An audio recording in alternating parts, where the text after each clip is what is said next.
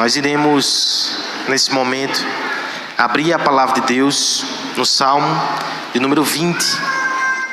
Leia comigo, acompanhe a leitura, ouça com atenção. Tenha um coração esperançoso, porque Deus fala por sua palavra. Diz assim a palavra de Deus: o Senhor te responda no dia da tribulação. O nome do Deus de Jacó te eleve em segurança. Do seu santuário te envie socorro, e desde Sião te sustente. Lembre-se de todas as tuas ofertas de manjares, e aceite os teus holocaustos. Conceda-te segundo o teu coração, e realize todos os seus desígnios.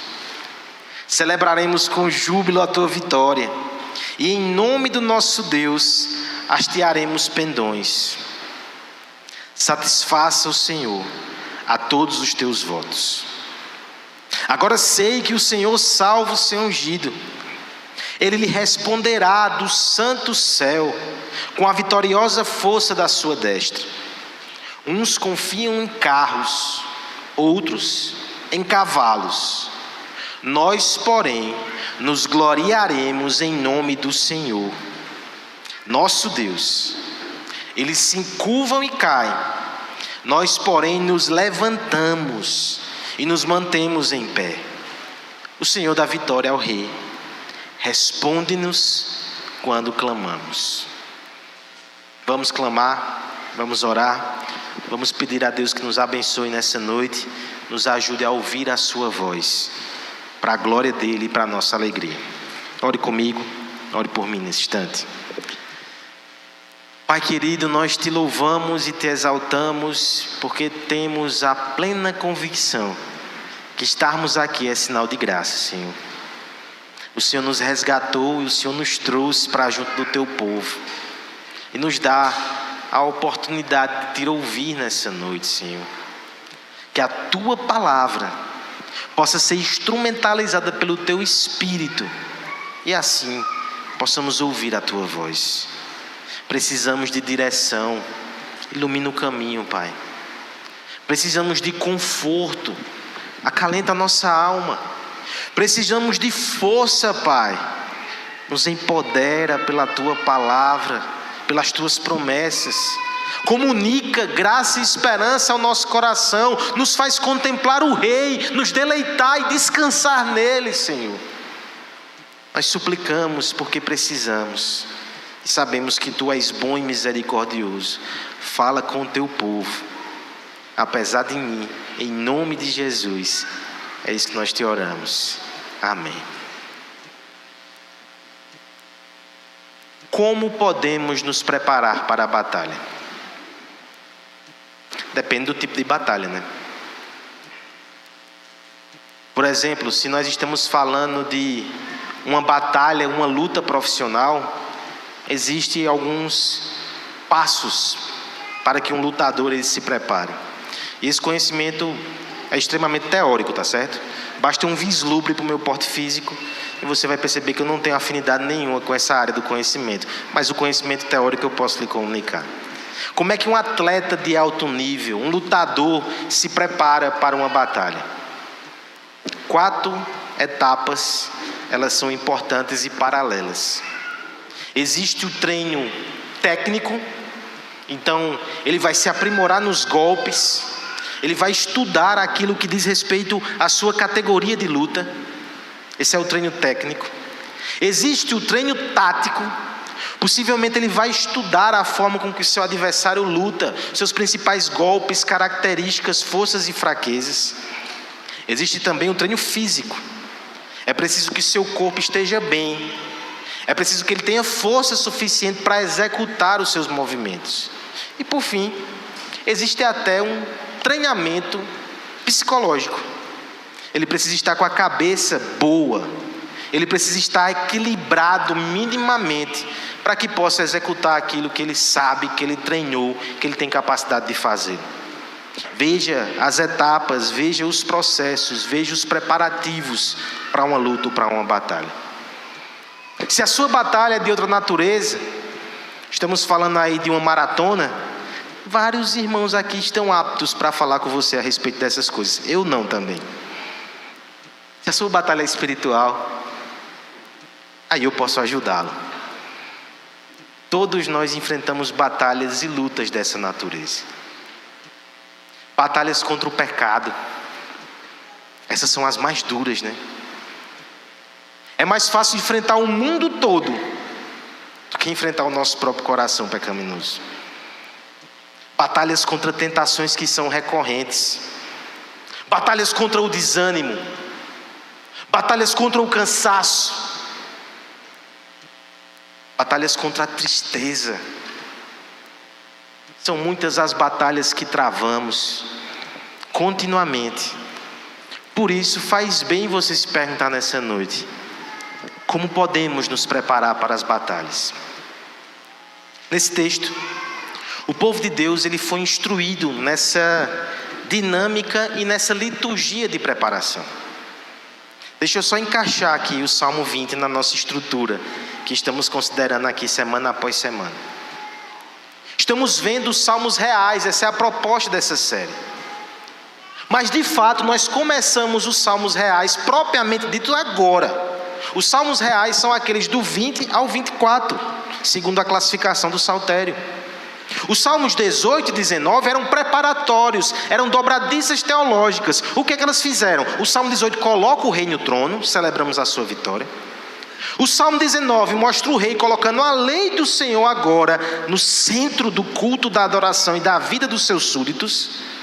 Depois disso nós voltamos a um recorte e temos uma pequena história narrada do salmo 20 ao 24, que começa com a preparação da batalha no salmo 20, a batalha e a vitória no salmo 21. No salmo 22, uma descrição angustiante dos sofrimentos envolvidos nessa vitória. É um salmo forte. O salmo 23 vai descrever quem é esse rei, porque ele é um rei pastor. E por fim, o salmo 24 tem o seu coroamento, a conclusão dessa pequena epopeia, desse recorte real. Hoje começamos com a preparação. De algum modo você já viu isso no salmo 18, agora nós iremos novamente contemplar essa cena por ângulos distintos. Esse salmo ele foi escrito para um desses momentos que o rei saía para a guerra. Nós não sabemos sequer precisar que momento foi esse, porque são tantas. Desde o Antigo Testamento, a batalha na vida do povo de Deus é ato contínuo. Mas é certo que a certa altura, esse texto ele foi separado, foi colocado no inário do povo de Deus, foi colocado nessa mini estrutura de salmos reais, porque o povo precisava aprender a se preparar para as batalhas. Alguns entendem que esse texto era lido sempre que uma nova guerra se aproximava e que o dia do confronto se avizinhava. Não somente colocar as armaduras, não somente verificar os seus equipamentos, não somente perceber o campo e estabelecer estratégias, mas cantar essa canção, orar essa oração. É assim que o povo de Deus se preparava para a batalha. E hoje nós podemos extrair lições a partir desse texto. Claro que fazendo dois movimentos. Porque ao mesmo tempo perceba, a batalha é de todo o povo, mas a oração é em favor do rei. É exatamente a ideia representativa que nós estamos mencionando aqui. Há um rei que luta por nós, por isso o povo intercede por ele. Isso aponta para alguém muito maior do que Davi, isso aponta para Jesus. Então nós teremos lições a respeito de Jesus aqui. Mas também existem aplicações outras, porque em Cristo nós continuamos lutando. Somos mais do que vencedores, mas ainda enfrentamos lutas, provas e aflições. Por isso nós olharemos para esse rei, nós olharemos para o rei dos reis e depois olharemos de novo para nós, a partir de todo esse movimento, extraindo lições de como nos preparamos para a batalha. 3 verdades ou orientações podem ser direcionadas ao nosso coração nessa noite, tá certo? Nós iremos ver que nos preparamos para a batalha, em primeiro lugar, com a consagração revelada na oração, verso 1 a 3. Nos preparamos para a batalha também com um comprometimento que se materializa nos votos. Versos 4 e 5.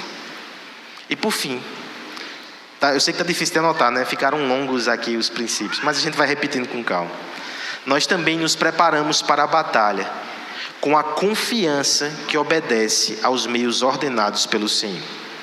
Consagração que se revela na oração.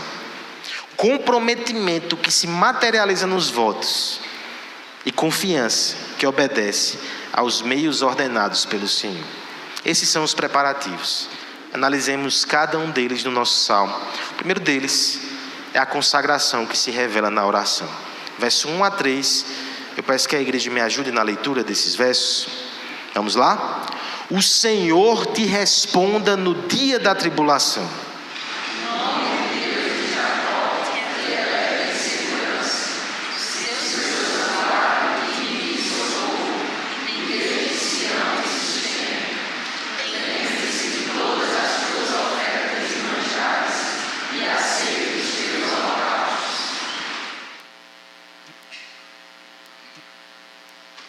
Primeira coisa que o povo deveria fazer era orar. Orar em favor do rei, orar em favor deles mesmos, orar em favor da causa, orar em favor do rei.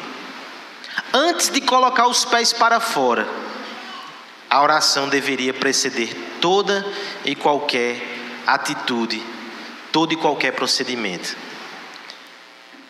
Não é diferente conosco, tá certo? Há um erro muito recorrente no nosso meio, de que muitas vezes nós só recorremos à oração quando as coisas começam a dar errado. Usamos, por vezes, a oração como se fosse o último recurso. Existe sim espaço para a oração que é um grito de desespero. Quando caímos em armadilhas, quando as forças se esgotam, quando o inimigo avança, quando olhamos ao redor e não percebemos saída, devemos sim orar. Deus recebe essa oração, continue a fazê-lo. Mas a maturidade espiritual deve nos conduzir a outras orações.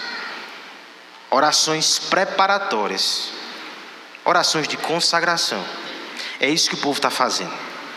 É interessante que o povo faz em favor do rei, mas perceba que o rei também faz, tá certo?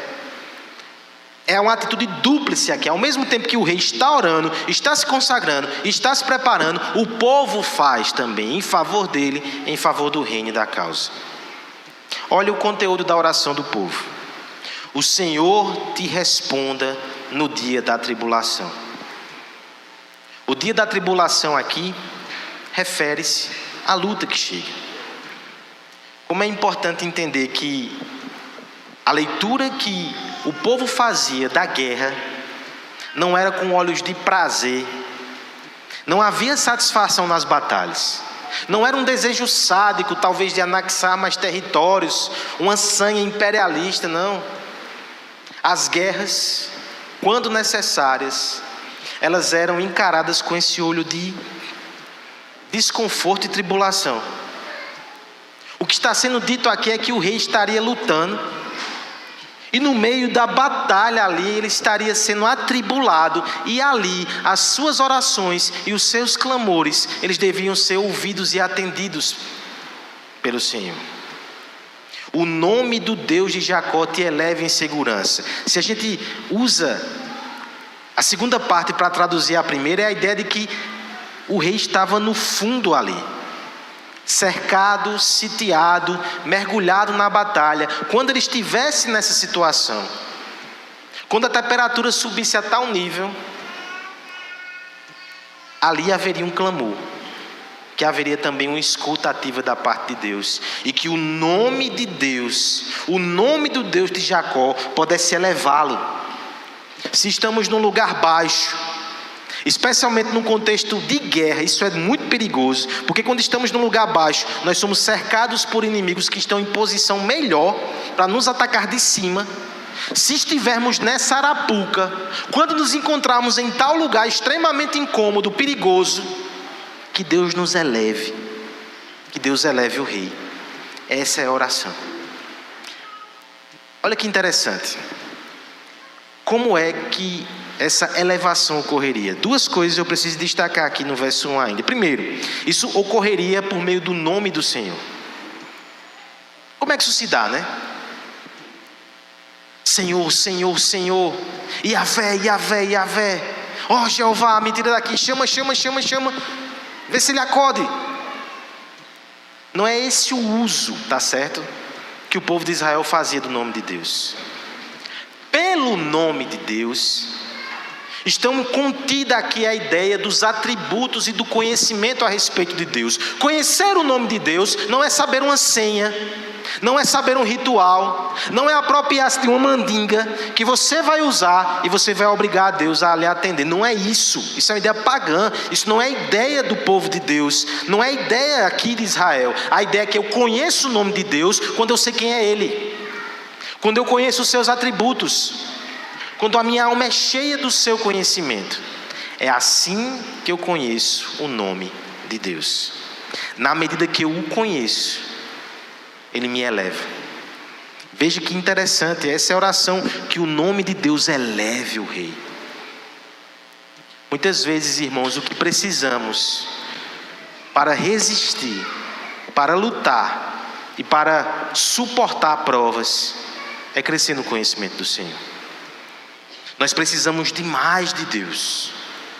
Precisamos abastecer o nosso estoque. Precisamos alinhar a nossa alma. Precisamos de um novo ímpeto e um novo ânimo, e o conhecimento do nome de Deus traz isso. O nome do Deus de Jacó te eleva em segurança. A outra questão aqui, né? Por que Deus de Jacó?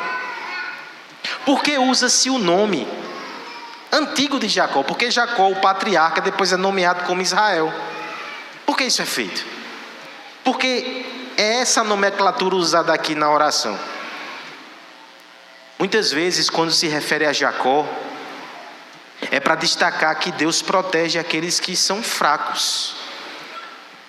Quantas vezes esse patriarca não teve que abandonar suas terras, cansado, perseguido pelo seu irmão, teve que encostar sua cabeça num travesseiro de pedra, e ali dormiu. Esse homem que vagou por tantas vezes, esse homem que se encontrou por diversas vezes em estado de vulnerabilidade, mas o Deus de Jacó sempre o livrou. A cena que está sendo evocada é o seguinte: que o rei lembre que Deus é o Deus que cuida dos fracos. Quando ele se sentir fraco, o que nós temos ali é uma oportunidade para que Deus age em seu favor. Enquanto nos sentimos fortes, aí é que nós somos vulneráveis de verdade. Porque nós seremos tentados a confiar nos nossos próprios recursos. O texto vai falar sobre isso mais claramente à frente. O lugar mais terrível que o rei, ou que você possa estar, é quando você está muito tranquilo, confortável com as cartas que você tem na manga. Isso é um perigo. Quando você se reconhece como o vermezinho de Jacó, como alguém que não tem recurso, como alguém que não tem capacidade para enfrentar a luta, e clama, aí sim, Deus lhe eleva. É aí que você consegue fugir de uma situação que o recurso humano não é capaz de fazê-lo. Olha a ajuda que deveria chegar em favor do rei. Do seu santuário te envie socorro, e desde Sião te sustenha. A ideia aqui, irmãos, é que o socorro vem do santuário. Da onde vem o teu socorro? O teu socorro não vem dos acampamentos militares. O teu socorro não vem dos bancos e dos lugares onde o mundo deposita essa riqueza. O teu socorro, o meu socorro, o socorro do rei vem do santuário. É algo divino, é algo santo, é algo espiritual, é algo gracioso. É do santuário, é de Sião que vem o socorro para o rei. Ainda nesse sentido de clamor e de oração em favor do rei, o verso 3 pede que o Senhor receba as suas ofertas de manjar e os seus holocaustos. Lembre da dinâmica que nós desenhamos aqui, é uma dinâmica dupla. Ao mesmo tempo que o povo intercede em favor do rei, o rei também está intercedendo em favor daquela luta. O texto aqui vai nos dizer que este rei, ele já apresentou sacrifício, ele já apresentou ofertas, ou seja, ele está se consagrando ao Senhor, mas ele não o faz sozinho, o povo vai junto, o povo clama: Senhor, aceita. Que esses sacrifícios cheguem ao céu como aroma suave, porque é do céu que o socorro vem.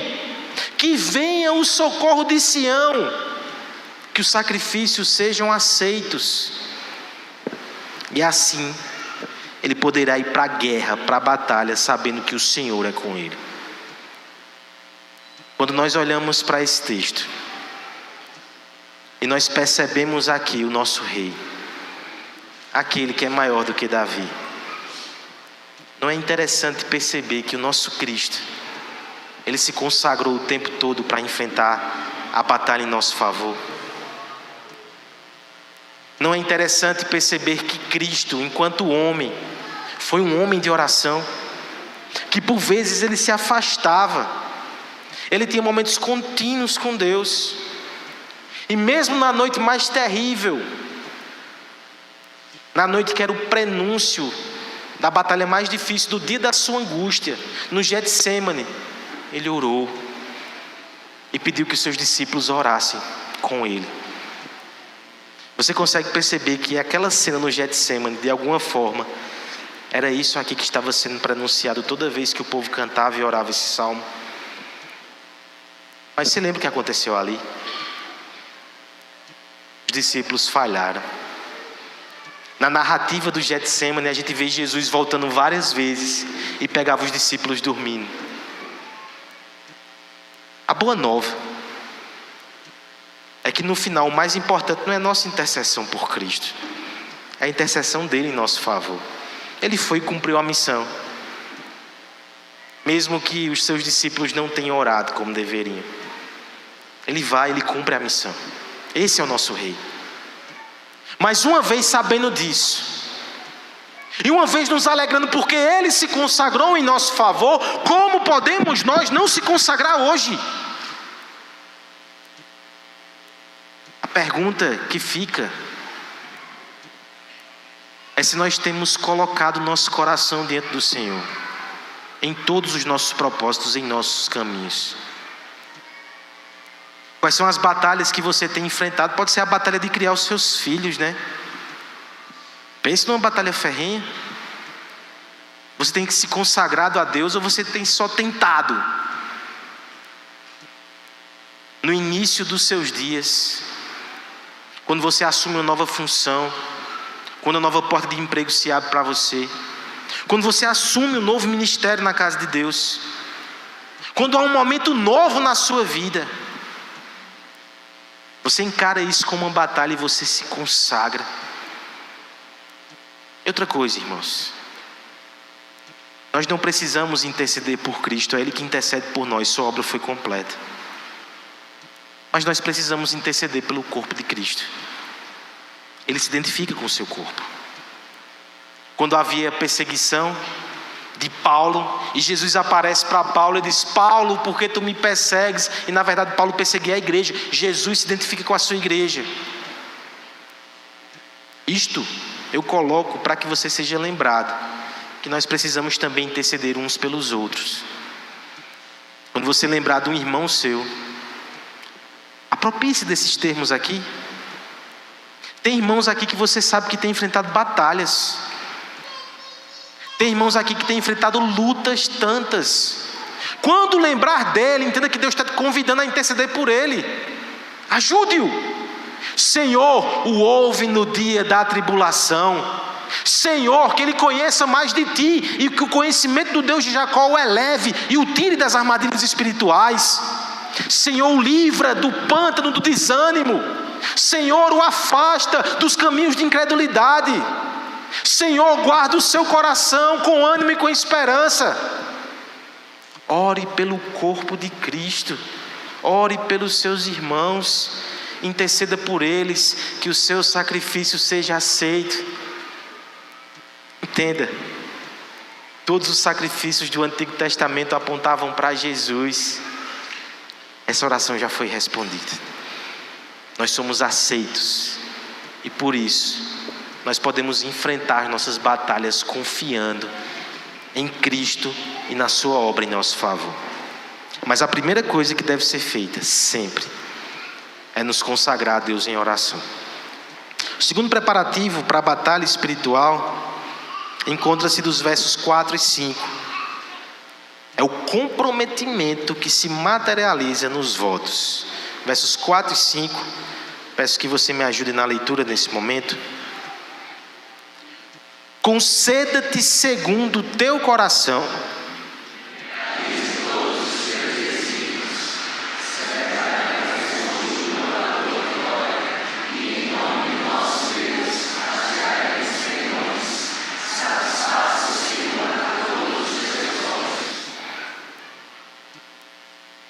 Agora nós adentramos um pouco das orações que o próprio rei fez, tá certo? Porque primeiro, veja, o verso 4 vai dizer: conceda-te segundo o teu coração e realize todos os seus desígnios. É uma oração muito forte, né? Senhor, tudo que Ele quer, tudo que Ele está pedindo, que seja feito assim. Você conseguiria orar por outra pessoa em tais termos? Tudo que essa pessoa está pedindo acontece. Basicamente é esse o pedido. Agora veja, não fica essa informação tão solta assim não. Quando a gente chega na parte B do verso 5, olha o que acontece. Satisfaça o Senhor todos os teus votos. É como se fosse uma moldura. O verso 4 começa dizendo que Deus satisfaça os desígnios do teu coração. Depois ele termina dizendo que Deus cumpra, realize e satisfaça todos os teus votos.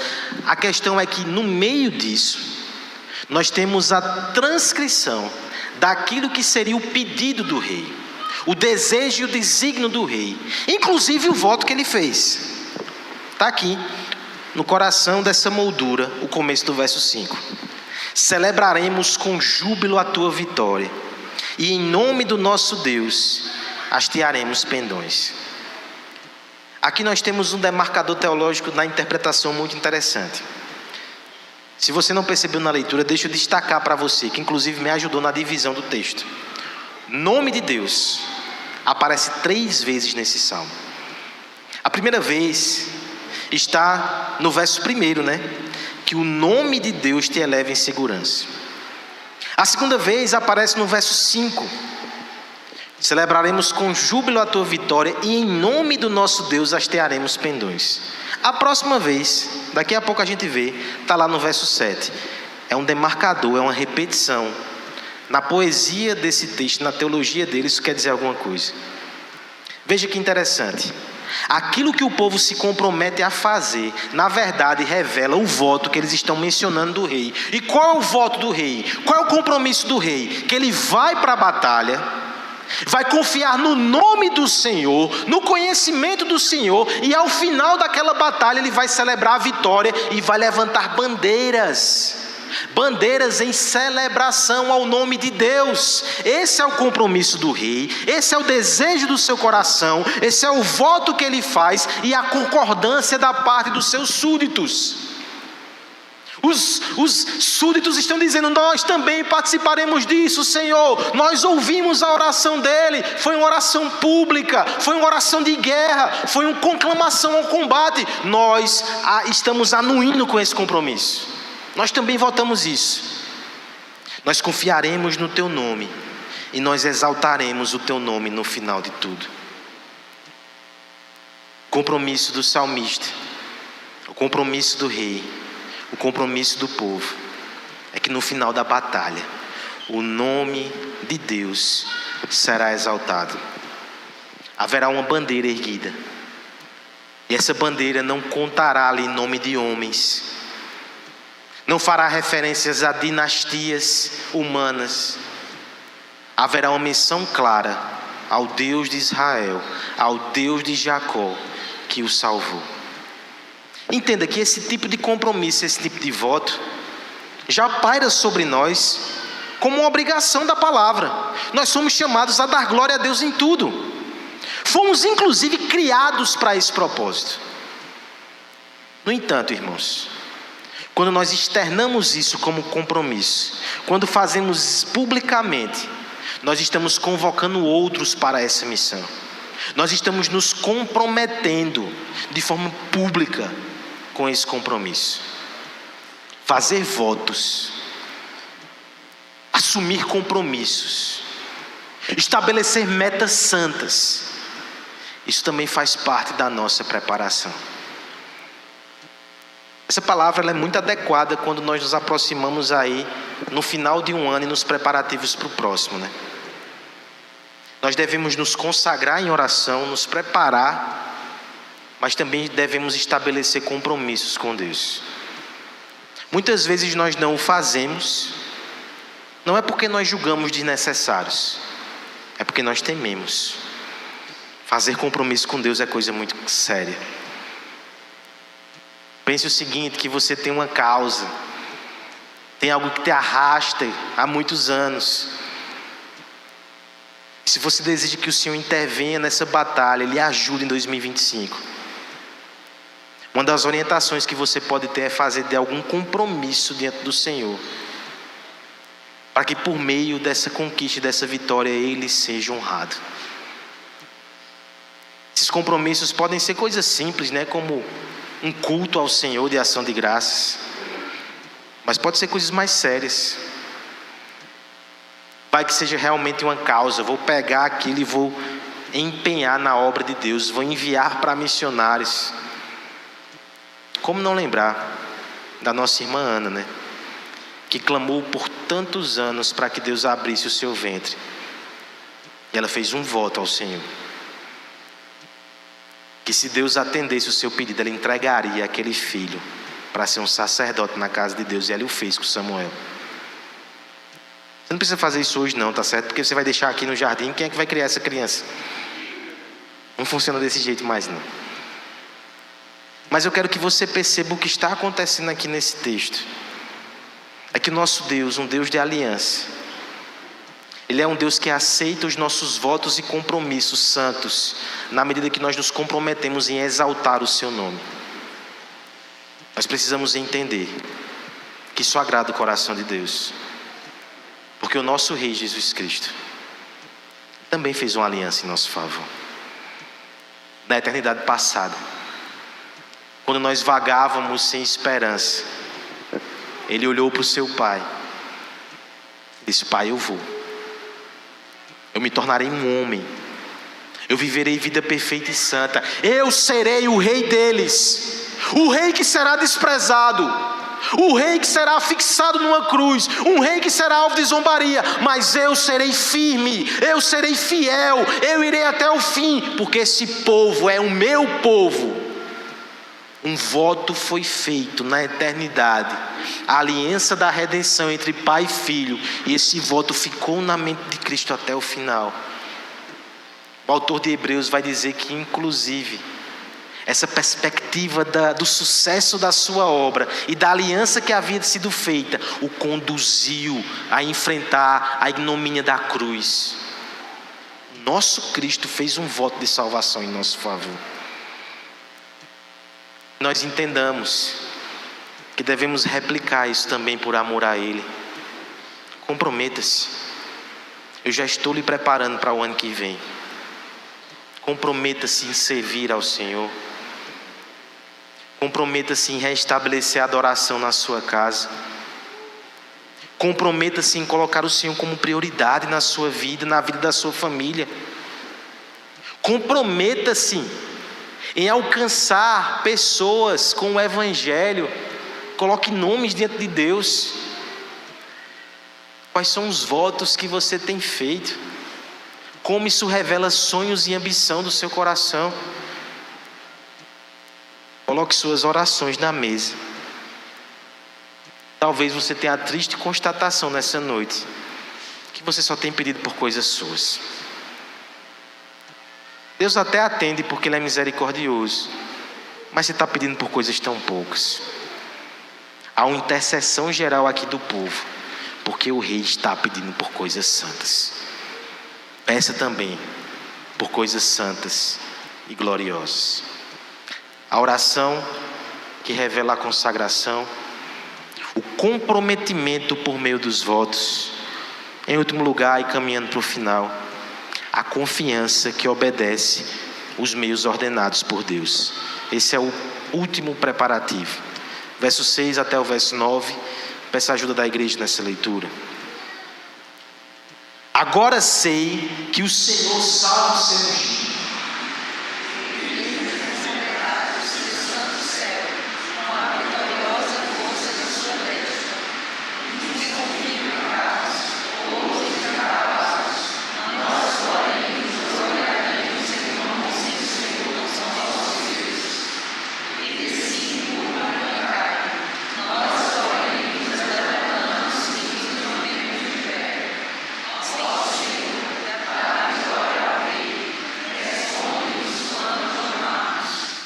Uma das coisas mais difíceis nesse texto, Letícia acompanhou minhas guerras aqui essa semana, foi entender quem está falando aqui, porque há mudança, nessa fala.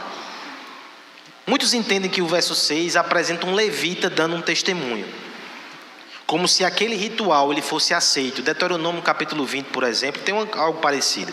Os 3 primeiros versos falam de uma oração de consagração, e o verso 4 tem um levita que intermedia aquele ato litúrgico que profere a bênção sobre o povo. Mas há outros intérpretes, inclusive Calvino entre eles, que vai entender que o verso 6 é o próprio rei falando, na condição de profeta. É o próprio rei, ainda que ele fale de si mesmo, mas ele não fala na condição humana meramente, ele fala na condição do representante ungido de Deus. Agora eu sei que o Senhor salva o seu ungido. Eu preciso confessar que essa ideia me anima muito mais e faz sentido, porque veja como fica bonito. Preparativo para a batalha. O rei apresenta o seu sacrifício, o rei está em intercessão, o povo vem, todos ficam clamando em favor dele, e de repente, depois que mencionam o voto, o compromisso, depois que eles já estão com as mãos na bandeira, porque eles sabem que vão vencer e vão erguer suas bandeiras, aí o rei diz: eu sei, agora eu sei, ainda não aconteceu, mas pela fé eu já vejo, eu antecipo essa vitória, e eu tenho convicção que Deus dará a vitória ao seu ungido. Agora eu sei que o Senhor salva o seu ungido.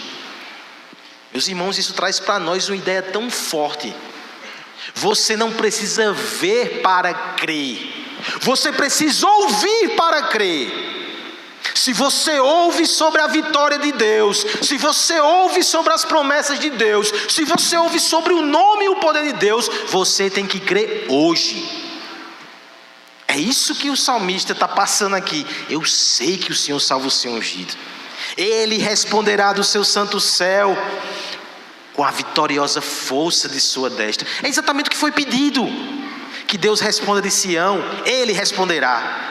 Que Deus socorra no dia da tribulação, Ele socorrerá. Aquilo que é oração vira convicção. Ó Senhor, nos dê esse coração. Isso não é nossa oração, irmãos. Que aquilo que é oração vire convicção. Que a fé fortaleça. E veja na prática como isso acontece. O verso 7, já vamos nós naquela dinâmica, quem está falando. Muito possivelmente depois que o rei dá esse parecer, monte a cena de novo, tá certo? O rei está ali orando, as pessoas oram por ele, de repente ele se ergue e diz: eu sei que o Senhor salva o seu povo. Agora o povo responde junto com ele. É uma confiança que aumenta na medida que eles percebem a confiança do rei. Uns confiam em carros, outros em cavalos, nós porém nos gloriaremos em o nome do Senhor nosso Deus. Isso aqui é uma loucura, tá certo? Aos olhos humanos. As armas mais potentes desse período do Oriente Antigo eram as carruagens. Nas carruagens os exércitos avançavam protegidos. As pessoas que estavam fora da carruagem tinham problemas, Cavalos também, você vinha com um cavalo, com uma lança, com espada, com uma foice. A pessoa que estava ali no chão, ela tinha uma enorme desvantagem. Essa desvantagem acontecia no povo de Deus por mandamento. Por favor, não passe muito rápido por essa informação. O presbítero Maicon leu aqui na liturgia que Deus ordenou que o rei de Israel que fosse escolhido não investisse nesses recursos. É para ficar sem cavalos e sem carruagens mesmo. É para ir na desvantagem. Gideão, manda embora, é para ir com poucos. O Senhor faz isso de forma proposital na vida do seu povo, porque Ele não quer que a gente confie nos recursos. É assim que Deus faz. Talvez essa seja a explicação para as lutas que você tem enfrentado. Parece que te faltam recursos, né? É Deus que manda que seja assim. Outros confiam em carros, outros confiam em cavalos, outros confiam em dinheiro, outros confiam em influência, outros confiam em tantas coisas. Nossa confiança está no Senhor. Nós nos gloriaremos em nome do nosso Senhor. Imagine isso no campo de batalha. Mais uma vez o nome do Senhor, terceira e última vez que aparece, tá certo? O nome do Senhor nos ergue. O nome do Senhor é nossa bandeira. O nome do Senhor é nossa arma. O mundo vem com os seus recursos. A gente responde com a pregação. O mundo usa armas para intimidar, e nós usamos palavras para proclamar. O mundo vem com os seus recursos, com os seus poderes, com a sua ostentação, e a igreja fica na simplicidade do evangelho. A pregação, a oração, os meios de graça. Essa mesa tem poder porque Deus escolheu assim. Faz parte da piedade obedecer aos meios que Deus deu. Se nós nos afastamos dele, se nós escolhemos as armas do mundo, nós já perdemos. A igreja que luta com as armas do mundo já perdeu, porque é na prática mundo contra mundo. A batalha só vale a pena quando nós lutamos com as armas espirituais, mesmo na vantagem. Quando obedecemos a Deus, olha o que acontece no verso 8. Eles se curvam e caem. A ideia aqui é que eles ficam mais altos mesmo na carruagem, em cima dos cavalos. Eles vão cair. Quando eles se encurvam para nos golpear, aquilo vai virar laço e armadilha para eles. Eles se curvam e caem. E nós? Nós, porém, nos levantamos. Gente, espera aí. O que é que você está fazendo deitado na guerra, né? Será que é para ficar tão abaixadinho que a espada não alcance? Eu creio que a melhor interpretação é que o povo de Deus está lutando de joelhos. Depois que eles proclamam o nome do Senhor, eles se levantam, eles se erguem, porque é Deus que dá a vitória. Nós nos levantamos e nos mantemos de pé. Ó Senhor, dá vitória ao Rei. Responde-nos quando clamamos. Nós devemos obedecer os meios de Deus, as armas de Deus, porque é só isso que vai proporcionar o poder de Deus em nosso favor. Quando Jesus esteve entre nós, o nosso Rei, Ele foi tentado a usar as armas do mundo. Lembre de Satanás. Curve-se, você vai ter os poderes e você vai ser adorado. A tentação era essa: use as minhas armas, confie nos cavalos, confie nas carruagens. Jesus negou tudo isso. Ele escolheu o caminho da cruz. Aos olhos do mundo, loucura, fraqueza, derrota, escárnio. Que rei é esse? É o rei que confiou em Deus até o fim. Eu não confio desse jeito. Você está pronto para confessar isso? Eu não consigo confiar desse jeito. Ainda bem que o meu rei confia por mim. Nem Davi confiou desse jeito, mas Jesus confiou. Por isso é que ele tem a vitória. Ele se consagrou perfeitamente ao Pai, inteiramente. Ele tem votos santos de glorificar o nome do seu Pai. E ele usou as armas da cruz, da humilhação e da fraqueza para nos alcançar. Volte para casa. Olhe para as armas que Deus tem te dado. Abrace elas mais uma vez.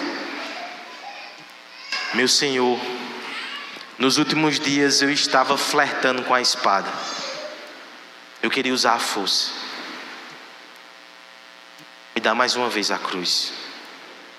Que eu possa seguir o caminho da confiança, da humilhação. Porque é nessa estrada que eu fico perto de Jesus. A vitória do Evangelho não é a vitória da ostentação e dos poderes carnais. É a vitória da fraqueza dependente, da humildade e da confiança no Senhor. Confie em Carlos. Nós confiaremos no nosso Rei até o fim. Hoje receberemos força por meio do seu sacramento. Confie que Deus vai te fortalecer hoje. Não olhe para essa mesa como se fosse coisa sem pouco valor. É arma. É arma para lutar contra o seu pecado. É arma para fortalecer a sua fé. Por isso, eu peço que você se consagre nesse momento.